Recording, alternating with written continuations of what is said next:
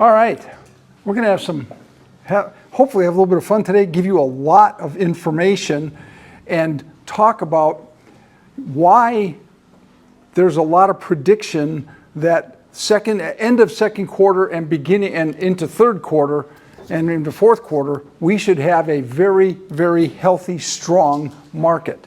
But I thought I'd have some fun to begin with and show you this little chart, because the biggest thing you and I have to overcome is the crazy news media. What the heck? Hold on. I know it's in here somewhere. There it is. So let's go back and get this. All right. So we have to overcome the news media. So what I saw this chart last week and said, this is perfect. What it does is it shows you, this is one part, this is sort of the lady on the news media who's kind of been the guru of housing in the news media. So I want to share with you what she has been predicting for all these years. So in October 2015, she said that, this is October of 2015, this is the news media, says the bubble is larger than 2006. Out of curiosity, did we have any kind of a crash in 2016, 17, or 18? No. But that's what the news media, a renowned source in the news media, said in October of 2015. August of 2016, we're in a new housing bubble. We just said 16, 17, 18, 19, there was no bubble. November of 2017, home ownership doesn't build wealth. Have you ever seen a statistic that actually said that home ownership does not build wealth? Have you ever? That's not the case. Home ownership absolutely builds wealth. But that's what the news media is telling people. September of 2018, it's better to rent than to buy in today's housing market. Think about this. So people watch the news, and in September of 2018, it says you're better off to rent. How much money would somebody have lost on just a $300,000 home between September of 2018 and today, 4.5 years later, on a $300,000 home? Probably lost $100,000? Is that a reasonable number? Yes. But this is what the news media talks about. July of 2019, the housing market is about to shift in a bad way for buyers. Wait a minute. What do you mean it's going to shift in a bad way for buyers? It's going to get harder? It's going to get worse? We shouldn't buy homes? December of 2019, next year will be hard on the housing market, especially in a series of big cities. So this person, who is a renowned journalist speaking on housing, is telling our clients this kind of stuff. Look at July of 2021. Housing boom is over as new home prices fall to pandemic low. Oh my gosh. I'm looking at this and I'm thinking, what planet is this lady from? And this is what you and I have to overcome, because that's what people are reading. That's what they're watching on television. And you know, you and I, we're just real estate people, mortgage people, kind of throw us in with used car salesmen. I mean, but this is the kind of garbage the news media is touting. So what I'm going to do now is I'm going to give you some information. We're going to break it into two parts. One is what's going to happen on May 10th and why, and then the second part of it is the actual demand segment of our market, why second and third quarters and fourth quarters should be so strong. So let me slide down a little bit further. And if you'll note with me that we've had several real good months of predictions. I mean, we said that in the October number would come out, and if the October number came out where we thought it might, that rates would take a big drop, and guess what? It did. Then we said November, if it came out, we would have another dip, not as big as the previous month, and that's what happened, and it did.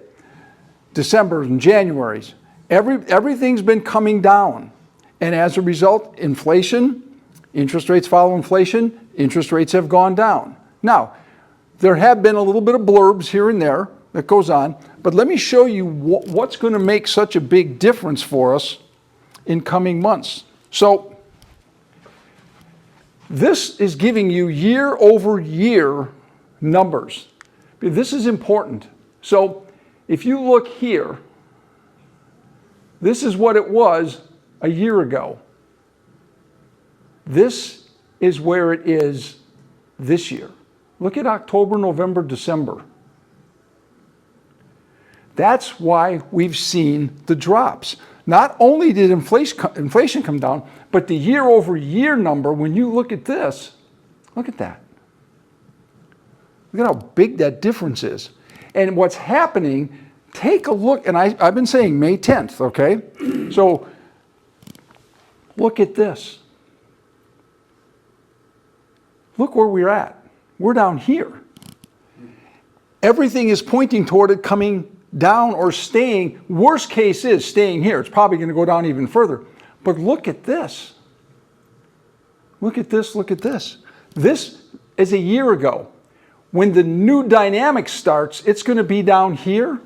What do you think is going to happen when not only has inflation kept coming down every month, but the year over year number is going to be half or better than what it was a year earlier?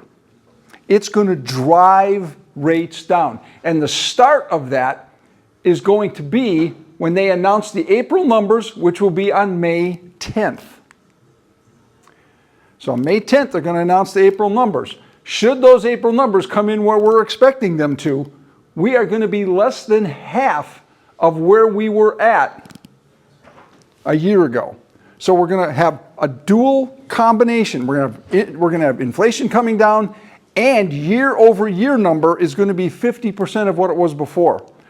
When that happens, we are likely going to see a pretty significant drop. Now, the gentleman who put this all together, he said we'd be below 5% by the end of the year. Well, that didn't happen. He's changed his tune a little bit. He did say we're going to be in the low fives come May 10th. He said maybe we'll even get below 5. I still think that's a little bit aggressive, but he's at least getting a little bit more conservative. The point is, these are the key dates when they're going to announce CPI. We're probably not going to see big numbers here and here and here, and I'll show you that in a moment. But we get over here, that's when you're going to see this huge drop. See, look where March is. Look where December is. It's very likely that February, March numbers are going to be somewhat consistent with this. And even though we're going to be less than here, because March went down so far, probably not going to see the big move. But this is where everything went up. When everything shot up, that's when we're going to see the big drops here. So these, especially the May 10th date, is going to be a huge date. Now, what could cause that to go in the other direction? Well, there's a couple things. One, if there's some kind of a world crisis that takes place and all of a sudden everything crashes, that could happen. Unless you know something I don't know, I don't think there's another COVID coming. God forbid. But anyway, so May 10th. And why? So that you know, this is where April, May, and June numbers last year, we're going to come in under 50% of where these were year over year, along with now we're going to have 9 or 10 months of continued drop in inflation. Now, there's another number that's important to look at. First, before I go on, anybody have a question here? So let me go to here. One of the things that's made up on those numbers is what we call shelter costs. Shelter cost is rents, what it costs us to live, our housing costs. This line here is the actual shelter cost for that month. This line is the average shelter cost. Now make sure I say that again. This line is the actual shelter cost for that given month. Look how high this went up. Shelter costs went way, way up over here. And then it started coming back down until now we're down to over here.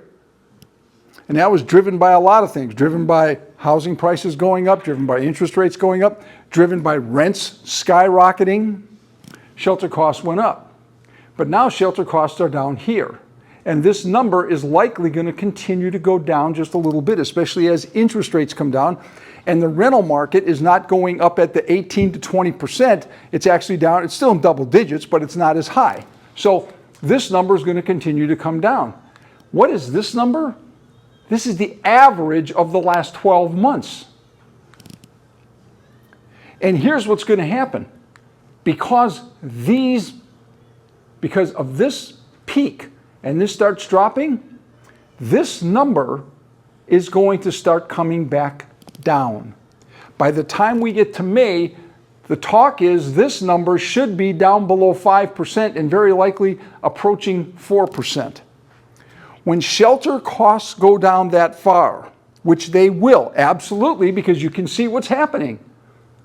I mean, look at all these months that it's come down. Starting in January of 22, shelter costs started coming down. And when shelter cost starts coming down, this number is going to start coming down. So the annualized number and the actual number are going to get closer together. You combine that with what's happening in inflation and with the year-over-year number that's going to happen by April and May, and without question, we are going to see lower interest rates. So when people say, you know, rates are going up, I mean, the Fed's doing this, Fed's doing that, I just have to chuckle because it's just not true. I mean, we are going to have lower rates. There is no question. Unless, of course, some weird thing happens, but we don't foresee that, so I can't predict that. Any question on this? Now I'm going to talk about demand next, because this is the other thing that even this weekend, I had 3 conversations with people, one with family, one with a real estate agent, and another one with a client. And I've been talking about this for, those of you who know me enough, I've been talking about this for quite some time. This is the chart of people who are 33 years old. Look at this number here. This is 2006. The number of 33-year-olds in 2006. We're down here. The number of 33-year-olds was low during all these years. Now, this is at the peak. Baby boomers. This is millennials.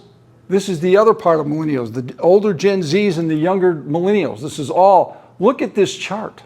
Look at the magnitude. If you go from here to here, look at this chart. That is demand.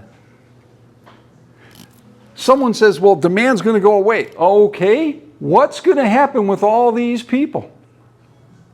What's going to happen with all those people? Anybody? What are they going to do? They're just going to, I'm going to go live with mom and dad. Now, you're not coming to my house, by the way, so don't come back over with me.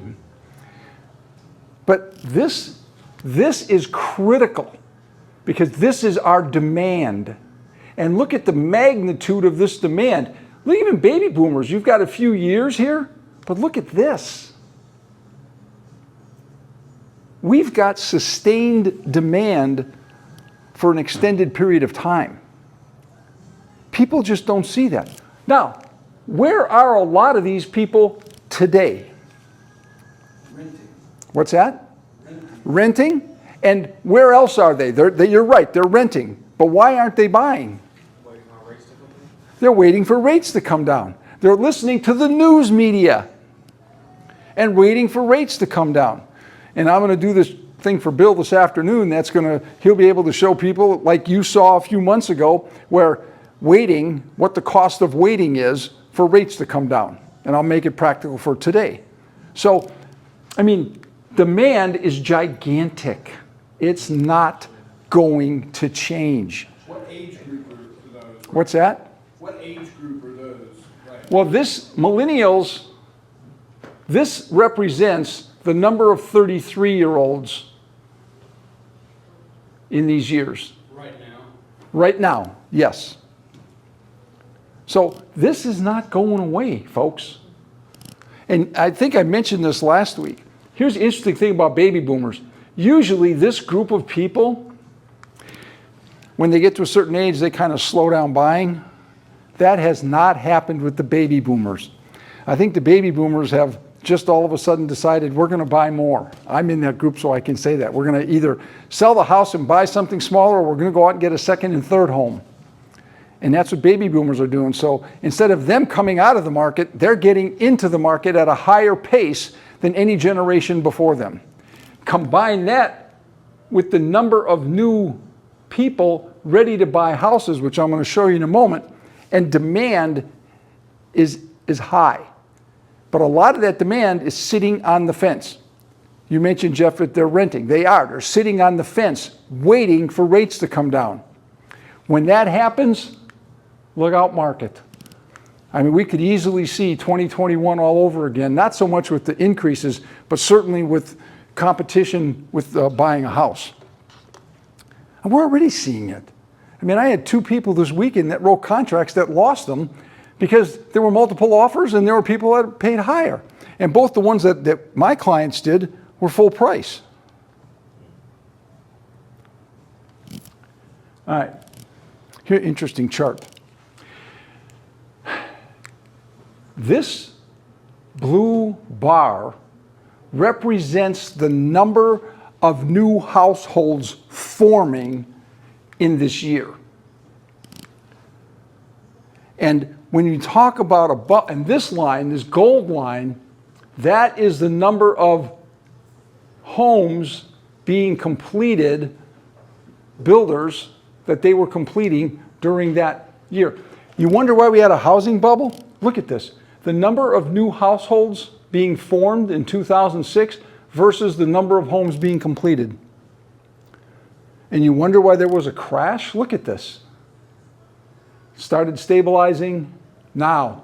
2015, when the news media started saying we're in another housing bubble, everything's going to crash, well, they failed to look at the fact that new households, with the exception of 2016, were exceeding the amount of available inventory. And look where we're at today. So this has got a little bit smaller, but so when people say it's going to crash, why? I mean, this is not my opinion. These are facts that people don't get in the news media because it doesn't create drama, so the news media isn't going to show it. Show you another chart here. Existing home inventory. Take a look at this. This is the existing home inventory in 2007. This is the home inventory last year. Now here's an interesting number. If you read anything on the National Association of Realtors in this last week, they said that there was an increase in housing inventory. And it went up to 1.65 million. 1.165 million, excuse me, which means it went right up about here. They had an increase in inventory. Take a look at this chart.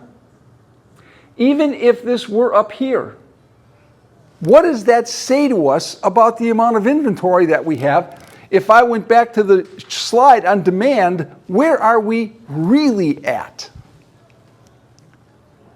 That's the point we've got to make to our clients. Because this is not going away. Yes, inventory increased. It did. In the months of December and January, inventory did increase. But when you look at it, this is 22, 21, 20, 19, 18, 17, 16. This is where inventory was, and we were in a normalized market. We're here. We are not in a normalized market. We're not anywhere near being in a normalized market. Add to that the demand I showed you on the screen before, and we are in the furthest thing from a normalized market, and we are in the furthest thing from the potential of a normalized market in the next 12 months. Just isn't going to happen. Jeff. Greg, what do you see from the housing starts and new construction? Where do you see that going over the next 18 months? Probably and this is, I'm giving you my opinion on everything I've been reading. Right. Housing starts are probably going to increase because they need to increase. Can they keep up with the pace? No, they cannot keep up with the pace for two reasons. First of all, builders are not confident to do it because too many of them remember 06, 07, 08. They remember that. The other thing is banks are not just giving away money anymore. When you want to go for a construction loan, you really have to be able to actually show that you're going to be able to do something with it. So a lot of the big builders, they don't even get their money from banks. They get it from private equity firms. And the private equity firms will dump a bunch of money into it if they have confidence in that specific builder. But the builders are, especially your local builders, they're moving much more slowly. They're taking their time. So building's going to be, I think it's going to be good, but it's not anywhere near going to keep up with the pace, which is good for all of us that are in resales, most of us that are in resales, because resale business is going to continue to flourish. Any questions? Mike always says, dispute me, fight me on it. I'd be willing to, but these are, as I told my brother, who's a little bullheaded sometimes, and he swears, he said, well, if things went up so high, they have to come down. And I said, well, why do they have to come down? I just want to understand it. Why do they have to? What are the indicators that are showing that it's going to come down? And he said, well, did you see the price of concrete? I said, no. He said, concrete's gone up a lot. That's going to slow everything down. Okay. Concrete probably did go up. Is it going to stop everything? No. I said, what's that going to do to the demand in the market? He said, well, that's going to come down because people can't afford to buy houses anymore. I said, what do you mean people can't afford to buy houses anymore? I said, they can't afford to buy the house that they want to buy because the interest rate is 3% higher than it was a year ago. But that doesn't mean they can't buy a house. They just can't buy as much of a house. There's a big difference. He said, well, I guess that's the case. That'll just drive prices down. I said, why would it drive prices down? I said, the demand for housing is over the top. So the people that were looking at 400,000, maybe now they got to look at 350. I don't know. But the people looking at 400, they're not going away. Or the people selling at 400 aren't going away. The people who are buying at 450 are just going to buy at 400. It's just not going to make any difference. Now, next week, I am going to show you some charts next week on affordability. So if you can be here on Monday next Tuesday. Monday, I will not be here. My wife's having surgery. I'll be with her. Tuesday, I'll be in here. Switched Huddle. And on that Tuesday, what we're going to do is we're going to talk about affordability. I'm going to show you some charts on why affordability still exists for the majority of people who want to buy homes. All right? Thank you.